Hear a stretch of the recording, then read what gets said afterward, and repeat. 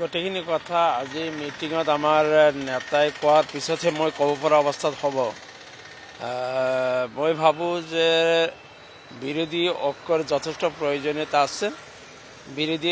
বিজেপিক পৰাভূত কৰিবলৈ হ'লে সকলো বিজেপি বিৰোধী দল একত্ৰিতভাৱে যুঁজ কৰাৰ প্ৰয়োজন আছে আৰু এই ক্ষেত্ৰত যিটো বিৰোধীৰ মিত্ৰতা নিশ্চিতভাৱে হ'বই।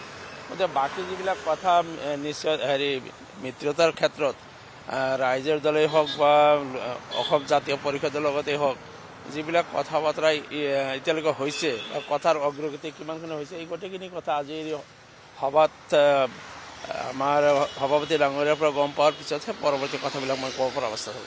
এই গোটেইখিনি কথা যিহেতু অৱগত হোৱা নাই, সভাপতিৰ পৰা গম পোৱাৰ পিছতহে মই ক'ব পৰা হ'ব। মই এই বিষয়ে একোৱেই গম নাপাওঁ, সভাপতিৰ পৰা জনাৰ পিছতহে ক'ব পাৰিম। ক্ষতিৰটো আছেই, কাৰণ চবৰে প্ৰস্তুতিৰ কথা আছে। ৰাইজৰ দলেৰে হওক বা অন্যান্য যিবিলাক ৰাজনৈতিক দল আছে এই এলায়েন্সত প্ৰত্যেকৰে নিজে নিজে প্ৰস্তুতিৰ কথা আছে, সমষ্টিভিত্তিক প্ৰস্তুতিৰ কথা আছে। গতিকে এটা অনিশ্চয়তাৰ মাজত থাকিলে সকলোৰে লছ। মই তেনেকৈ ভবা নাই, মানে এই সভাপতি ডাঙৰীয়াৰ পৰা গম পোৱাৰ পিছতহে মই ক'ব পাৰিম। আজি আপুনি ঠিকেই কৈছে, প্ৰথম আহিছোঁ ৰাইজৰ দলৰ কাৰ্যালয়লৈ প্ৰথম মিটিঙত। গতিকে কি আলোচনা হৈছে বা আজি কি আলোচনা হ'ব মই এতিয়ালৈ নাজানো। মিটিঙত যোৱাৰ একো নাজানো, আজি মিটিঙত গ'লেহে গম পাম।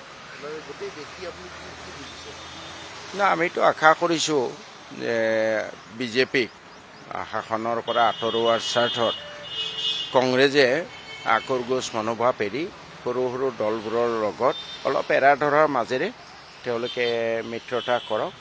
যদিহে তেওঁলোকে বিজেপিক আঁতৰাব খুজিছে, আৰু যদি তেওঁলোকে বিজেপিক আঁতৰাব খোজা নাই তেতিয়াহ'লেতো আৰু ক'বলগীয়া একো নাই।